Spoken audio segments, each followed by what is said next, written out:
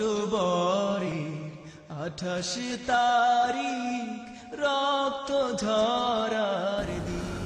আমরা এতক্ষণ চিত্র প্রদর্শনী দেখলাম, বিশেষ করে যে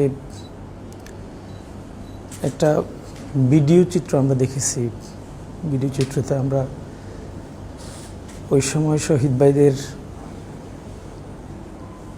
দায়িত্বশীল যারা ছিল তাদের কথা শুনেছি। শহীদের, বিশেষ করে শহীদ মুজাহিদ ভাইয়ের মা, শহীদ ফয়সাল ভাইয়ের মা, শহীদ শিপন ভাইয়ের মায়ের কথা শুনেছি, শহীদ মাসুম ভাইয়ের মায়ের কথা শুনেছি, শহীদ শিপন ভাইয়ের বাবার একটা আকুতি শুনেছি যে শিবিরের প্রতি একটা আকুতি থাকবে, তোমরা শিপনের অসমাপ্ত কাজ সেটা সমাপ্ত করার জন্য চেষ্টা করবে। এই চিত্র প্রদর্শনী শুধু কোনো প্রদর্শনী নয়, আমাদের জন্য অনুপ্রেরণা। শহীদ গোলাম ব্রিগেডিয়ার শিপন ভাইয়ের মা তার সন্তানের শাহাদাতের এই সময়টাকে সে স্মরণ করে বলছিলেন যে তার যে আচরণ ছিল, বৈশিষ্ট্য ছিল, নিশ্চয় সে শহীদ হওয়ার মতোই। আসলে তিনি আক্ষেপ করে বলছিলেন যে আমার সন্তানকে যেভাবে দাঁত ভেঙে দেওয়া হয়েছে, আমার সন্তানের চেহারার মধ্যে যেভাবে আঘাত করা হয়েছে, আমার কোনো মায়ের সন্তানকে যেন সেভাবে আঘাত করা না হয়। কিন্তু আমরা দেখেছি শিপন ভাইয়ের চেহারায় শুধু আঘাত করা হয়নি, শহীদ আবরার ভাইকে ওইভাবে আঘাত করতে করতে শহীদ করা হয়েছে। এই হায়েনাদের রক্তপিপাসু মানসিকতা এখনো থামেনি। আমরা দোয়া করি আল্লাহ তাদের হেদায়েত দান করুন, এই হায়েনাদের হাত থেকে বাংলাদেশকে মুক্ত করুন। রক্ত ঝরার দিন অক্টোবরে 28 তারিখ রক্ত ঝরার দিন। জাতির বুকে তুফান জাগা স্মৃতি অমলিন। অক্টোবরে 28 তারিখ রক্ত ঝরার দিন। অক্টোবরে 28 তারিখ রক্ত ঝরার দিন। হায়েনাদের বৈঠা লাঠি কাঁপিয়ে গেল দেশের মাটি। জাতির জন্য নরঘাতক বড়ই অর্বাচীন। অক্টোবরে 28 তারিখ রক্ত ঝরার দিন। অক্টোবরে 28 তারিখ রক্ত ঝরার দিন। সন্তান হারার আহাজারি আকাশে বাতাস করছে ভারী। মায়ের বুকে শোকের নহর কষ্ট সীমাহীন। অক্টোবরে 28 তারিখ রক্ত ঝরার দিন। অক্টোবরে 28 তারিখ রক্ত ঝরার দিন। আমার ভাইকে মারলো যারা, দেশ জনতার শত্রু তারা। শহীদ হলো যে সব ভাইরা, শুধব তাদের ঋণ। অক্টোবর 28 তারিখ রক্ত ঝরার দিন, অক্টোবরে 28 তারিখ রক্ত ঝরার দিন, জাতির বুকে তুফান জাগা স্মৃতি অমলি।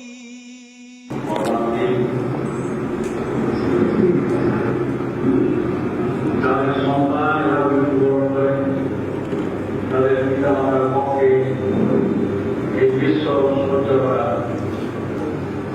এই বিশ্ব মোকাবেলা করা সম্ভব নয়। বিসমিল্লাহির রহমানির রহিম। আলহামদুলিল্লাহ, সালাতু ওয়াসসালামু আলা রাসূলিল্লাহ ওয়া আলা আলিহি ওয়া আসহাবিহি আজমাইন। শহীদের রক্তস্নাত কাফেলা বাংলাদেশ ইসলামী ছাত্র শিবির আয়োজিত আজকের এই ঐতিহাসিক পল্টন ট্র্যাজেডি দিবস 28 অক্টোবর 2006 উপলক্ষে আয়োজিত এই আলোকচিত্র প্রদর্শনী অনুষ্ঠানে উপস্থিত সম্মানিত প্রধান অতিথি, শহীদি কাফেলার মোহতারাম কেন্দ্রীয় সভাপতি ছাত্রনেতা সালাউদ্দিন আইয়ুবী ভাই, উপস্থিত আছেন ইসলামী ছাত্র শিবিরের সম্মানিত সেক্রেটারিয়েট বৃন্দ, কেন্দ্রীয় কার্যকরী পরিষদের সম্মানিত সদস্যবৃন্দ, অন্যান্য দায়িত্বশীল বৃন্দ, সমবেত উপস্থিতি, আসসালামু আলাইকুম ওয়া রাহমাতুল্লাহি ওয়া বারাকাতুহু। মহান আল্লাহ রাব্বুল আলামিন মহাগ্রন্থ আল কোরআনে বলেছেন, ওয়ালা তাকুলু লিমান ইউকতালু ফি সাবিলিল্লাহি আমওয়াত বাল আহইয়াউন ওয়ালাকিন লা তাশউরুন। যারা শহীদ হয়েছেন তারা আল্লাহর কাছে পৌঁছে গেছেন পরিপূর্ণ ঈমানদারিত্বের সাথে। তারা এই পৃথিবীতে সত্যের সাক্ষ্য হয়ে আমাদেরকে পথ বাতলে দিচ্ছেন, আমাদেরকে প্রেরণা যোগাচ্ছেন আমাদের পরবর্তী পদক্ষেপ গ্রহণের জন্য। পল্টন ট্র্যাজেডি দিবস 28 অক্টোবর 2006 যখন আমরা স্মরণ করি, তখন বাংলাদেশের বর্তমান যে গণতন্ত্রহীনতা, বর্তমান যে মৌলিক মানবাধিকারের অত্যন্ত নাজুক পরিস্থিতি এবং এদেশে ন্যায়নীতিহীন একটি সমাজ প্রতিষ্ঠা করেছে আওয়ামী লীগ, এটির রূপরেখার রচনার ইতিহাসগুলো আমাদের স্মরণে আসে। 28 অক্টোবরের মধ্য দিয়ে এ জাতিকে একটি কলঙ্কের দিকে, একটি ন্যাক্কারজনক ঘটনার দিকে ইঙ্গিত করাচ্ছে। একজন মানুষ আরেকজন মানুষকে হত্যা করতে পারে, এ বিষয়টি যেমন ন্যাক্কারজনক, তার চেয়েও ভয়ঙ্কর বিষয় হচ্ছে, পৈশাচিকতা হচ্ছে একজন নিহত মানুষের উপর দাঁড়িয়ে নৃত্য করা। আমরা সেই চিত্রগুলো দেখেছি। 28 অক্টোবর 2006 শুধুমাত্র একটি 28 অক্টোবর নয়, আজকে এখন পর্যন্ত প্রতিনিয়ত 28 অক্টোবরের রেশ জারি রেখেছে বর্তমান আওয়ামী লীগ সরকার। আমরা সকল সচেতন ছাত্র সমাজের প্রতি আহ্বান রাখছি, 28 অক্টোবর থেকে আজ পর্যন্ত যে অন্যায় অপকর্মগুলো হয়েছে, এই চিত্রগুলো আমাদের সকলের মাথায় রাখতে হবে, আমাদের চিন্তার মধ্যে রাখতে হবে। আমাদের পরবর্তী পদক্ষেপ নেওয়ার ক্ষেত্রে, আমাদের এই জাতিকে গঠন করার ক্ষেত্রে এই বেসগুলোকে মাথায় রেখে এই আওয়ামী হায়নাদেরকে আস্থা করে নিক্ষেপ করতে হবে। ইনশাআল্লাহ ইসলামী ছাত্র শিবিরের প্রত্যেকজন নেতাকর্মী, প্রত্যেকজন জনশক্তিকে সাথে নিয়ে আমরা এই ভয়াল পরিস্থিতি যারা 28 অক্টোবর 2006 সৃষ্টি করেছিল এবং অদ্যাবধি পর্যন্ত যারা বাংলাদেশকে জিম্মি করে রেখেছে, তাদের হাত থেকে বাংলাদেশকে উদ্ধারের জন্য প্রকৃত একজন কাণ্ডারি হিসেবে ভূমিকা পালন করব ইনশাআল্লাহ। আউযু বিল্লাহি মিনাশ শাইতানির রাজিম। বিসমিল্লাহির রহমানির রহিম। ইন্নাল হামদুলিল্লাহ ওয়াসসালাতু ওয়াসসালামু আলা সাইয়্যিদিল আমবিয়া ওয়াল মুরসালিন ওয়া আলা আলিহি ওয়া আসহাবিহি আজমাইন। 234 জন শহীদের রক্তস্নাত কাফেলা বাংলাদেশ ইসলামী ছাত্র শিবির কর্তৃক আয়োজিত আজকের 28 অক্টোবরের আলোচনা সভায় উপস্থিত সম্মানিত সেক্রেটারি জেনারেল, উপস্থিত সম্মানিত সেক্রেটারিয়েট ভাইয়েরা, আজকের এই আয়োজনের অতিথিবৃন্দ, আসসালামু আলাইকুম ওয়া রাহমাতুল্লাহি ওয়া বারাকাতুহু। শুরুতেই আজকে আমরা 28 অক্টোবরে শাহাদাত বরণকারী শহীদ গোলাম কিবরিয়া শিপন ভাই, শহীদ মুজাহিদ ভাই, শহীদ ফয়সাল ভাই, শহীদ মাসুম ভাই সহ যারা শাহাদাত বরণ করেছেন সকলের জন্য কামনা করছি আল্লাহ তাআলা সবাইকে জান্নাতুল ফেরদৌস নসিব করুন। তাদের যে ত্যাগ, তাদের যে কুরবানি, তাদের যে রক্ত, এই রক্তের বিনিময়ে এই বাংলাদেশকে আল্লাহ তাআলা উর্বর করে দিন, দিনের জন্যে আরও বেশি উন্মুক্ত করে দিন। তাদের পরিবারগুলোকে ধৈর্য ধারণ করার তৌফিক দান করুন। সম্মানিত ভাইয়েরা আমার, আমরা কেন প্রত্যেক বছর আলোকচিত্র প্রদর্শনী করে থাকি? এই চিত্রগুলোকে কেন সামনে নিয়ে আসি? যখন মক্কা বিজয় হলো, আল্লাহ রাসূল সাল্লাল্লাহু আলাইহি ওয়াসাল্লাম সকল উপস্থিত জনগোষ্ঠীকে ঘোষণা করলেন সবার জন্য উন্মুক্ত ক্ষমা। ক্ষমা ঘোষণার পরেও কিছু কিছু ব্যক্তির ব্যাপারে আল্লাহ রাসূল সাল্লাল্লাহু আলাইহি ওয়াসাল্লাম বিশেষভাবে বলেছেন যে এই ব্যক্তির ব্যাপারে উন্মুক্ত ক্ষমার বাইরে কিছু সিদ্ধান্ত রয়েছে। হযরত বেলাল রাদিয়াল্লাহু তাআলা আনহুর খুব কাছের বন্ধু ছিল ওয়াহশী রাদিয়াল্লাহু তাআলা আনহু। ওয়াহশী রাদিয়াল্লাহু তাআলা আনহু তখনও ইসলাম ধর্ম গ্রহণ করেননি। বেলাল রাদিয়াল্লাহু তাআলা আনহু চিন্তা করলেন, সে যেহেতু আমার খুব ভালো বন্ধু, সুতরাং তাকে ইসলামের পথে নিয়ে আসাটা আমার দায়িত্ব। তিনি ওয়াহশী রাদিয়াল্লাহু তাআলা আনহুকে আনতে গেলেন। আসার পথে ওমর রাদিয়াল্লাহু তাআলা আনহু তাকে আটকে দিলেন, বলে যে এই ওয়াহশীকে আমি নিজে হাতে হত্যা করব, তাকে তুমি নিয়ে যেতে পারবে না। বেলাল রাদিয়াল্লাহু তাআলা আনহু বললেন যে না, তাকে তুমি হত্যা করতে পারবে না, কারণ আল্লাহ রাসূল সাল্লাল্লাহু আলাইহি ওয়াসাল্লাম তার ব্যাপারে নিরাপত্তা দিয়েছেন, আমাকে নিরাপত্তা দেওয়ার জন্য দায়িত্ব দিয়েছেন। বেলাল রাদিয়াল্লাহু তাআলা আনহু আল্লাহ রাসূল সাল্লাল্লাহু আলাইহি ওয়াসাল্লামের কাছে ওয়াহশী রাদিয়াল্লাহু তাআলা আনহুকে নিয়ে গেলেন। তিনি ইসলাম ধর্ম গ্রহণ করলেন। কিন্তু আল্লাহ রাসূল সাল্লাল্লাহু আলাইহি ওয়াসাল্লাম বললেন যে বেলাল, তুমি ওয়াহশীকে বলে দাও সে যেন আমার সামনে না আসে, কারণ সে যখনই আমার সামনে আসে, উহুদ যুদ্ধে শাহাদাত বরণকারী আমার সেই সময়ের সবচেয়ে সাহসী যোদ্ধা আমার সম্মানিত চাচার কথা তখন স্মরণ হয়ে যায়। এই স্মরণ আমাকে ব্যথিত করে, এই স্মরণ আমাকে চোখে পানি নিয়ে আসতে সাহায্য করে, আমি এই স্মরণে কষ্ট পাই। তোমার বন্ধুকে বলে দাও সে যেন আমার সামনে না আসে। হযরত ওয়াহশী রাদিয়াল্লাহু তাআলা আনহু পরবর্তীতে আল্লাহ রাসূল সাল্লাল্লাহু আলাইহি ওয়াসাল্লামের এই কষ্টের কথা সারাটি জীবন স্মরণ রেখেছেন। তিনি বলেছিলেন, যখনই আমি আমার তরবারির দিকে তাকাই, তখনই যে তরবারি দিয়ে আমি হামজা রাদিয়াল্লাহু তাআলা আনহুকে হত্যা করেছিলাম, সেই চিত্র আমার সামনে ভেসে ওঠে। সেই চিত্র আমাকে বারবার অনুপ্রাণিত করে ইসলামের পথে আরও কয়েক গুণ এগিয়ে গিয়ে দিনের পথে কাজ করতে। কিছু কিছু চিত্র, কিছু কিছু দৃশ্য সারাটা জীবন মানুষের জন্য এরকম শিক্ষণীয় হয়ে থাকে। সারাটা জীবন মানুষকে দিনের পথে, তার নিজের জীবনের চলার পথে অনুপ্রেরণা যোগায়। 28শে অক্টোবর ঠিক তেমনই আমাদের জন্যে, আমাদের জীবনের জন্য তেমনি এক অনুপ্রেরণার, সাহসের, একই সাথে এই দেশের জন্য কলঙ্কের, এই জাতির জন্য কলঙ্কের। 28শে অক্টোবরের যে ঘটনা, এই ঘটনা কোনোদিনই শেষ ছিল না। এই ঘটনা ছিল বাংলাদেশের আরও নিকৃষ্ট ঘটনার সূচনা মাত্র। সেদিন যারা লাশের উপর দাঁড়িয়ে নৃত্য করেছিল, সেই বাহিনী পরবর্তীতে বদরুল বাহিনীতে পরিণত হয়েছে। সেই বাহিনী পরবর্তীতে সিলেট এমসি কলেজের মতো জায়গায় ধর্ষণের ঘটনা ঘটিয়েছে। সেই বাহিনী পরবর্তীতে আব্রারকে হত্যা করেছে। সেই বাহিনী কিছুদিন আগে দেশের শান্তি শৃঙ্খলা রক্ষার জন্যে সৈকত নামদারি সেই বাহিনীর সদস্যই রংপুরের পীরগঞ্জে সাধারণ মানুষের বাড়িতে আগুন জ্বালিয়ে দিয়েছে। সেই বাহিনী দেশের বিরুদ্ধে ষড়যন্ত্র করছে। সেই বাহিনী শুধু 28শে অক্টোবরে ষড়যন্ত্র করে মানুষকে হত্যা করেনি, মানুষ হত্যার ষড়যন্ত্রেই তাদের ষড়যন্ত্র শেষ হয়ে যায়নি, তারা এখন জাতির বিরুদ্ধে ষড়যন্ত্র শুরু করেছে। তারা একজনকে মেরেই, হত্যা করেই শান্ত হয়নি, পরিতৃপ্ত হয়নি। তারা একটা জাতিকে ধ্বংস করে দেওয়ার জন্যে, একটা জাতিকে চিরতরে নস্যৎ করে দেওয়ার জন্যে আগুন জ্বালিয়ে দিয়ে তারা তাদের কর্মযজ্ঞ চালাচ্ছে।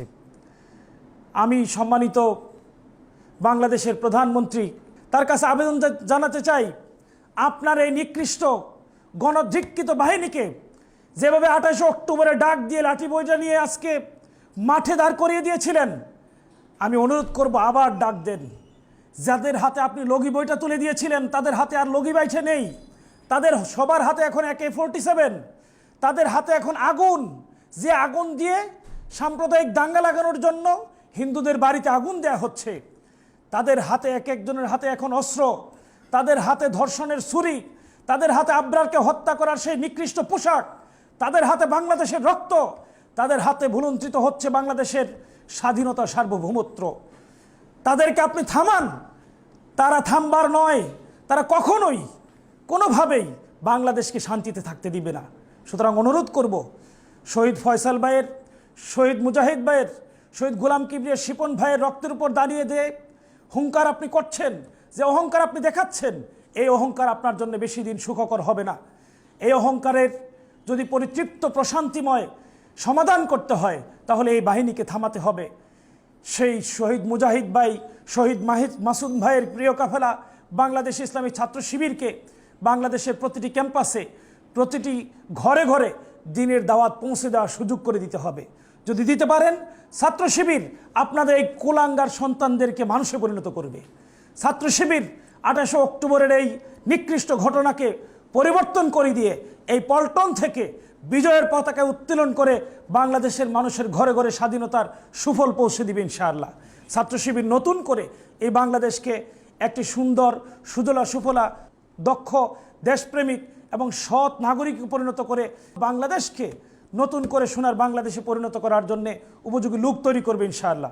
আমি বিশ্বাস করি আজকের এই চিত্র প্রদর্শনী আমাদের মনকে যেভাবে নতুন করে কষ্টের মধ্যে ফেলে দিয়েছে, তেমনি সাহস যোগাবে নতুন করে আগামী প্রজন্মকে গড়ে তোলার ক্ষেত্রে আরও কয়েক ধাপ এগিয়ে নেওয়ার। তারা তাদের ষড়যন্ত্র সেদিন করেছিল মূলত নেতৃবৃন্দকে হত্যা করার জন্যে। নেতৃবৃন্দকে হত্যা করার ষড়যন্ত্র করেছিল ইসলামের অগ্রযাত্রাকে ঠেকিয়ে দেওয়ার জন্যে। নেতৃবৃন্দকে তারা ঠিকই হত্যা করেছে, ইসলামের অগ্রযাত্রাকে তারা রুখে দেওয়ার ষড়যন্ত্র করছে, তারা রুখে দিতে পারবে না ইনশাআল্লাহ। কারণ ছাত্র শিবির ইসলামের অগ্রযাত্রাকে আরও বেশি অগ্রগামী করার জন্যে প্রয়োজনে শহীদ মুজাহিদ ভাইয়ের মতো, মাসুম ভাইয়ের মতো, শিপন ভাইয়ের মতো হাজার হাজার ছাত্র শিবির কর্মী জীবন দিয়ে, রক্ত দিয়ে ইসলামের অগ্রযাত্রাকে অব্যাহত রাখবে ইনশাআল্লাহ। আল্লাহ তাআলা ছাত্র শিবিরকে তৌফিক, সেই হিম্মত, সেই সাহসিকতা, সেই ইমানি দৃঢ়তা এবং সেই শিক্ষা যোগ্যতা দান করুন। আমিন। ওয়া আখিরু দাওয়ানা আলহামদুলিল্লাহি রাব্বিল আলামিন।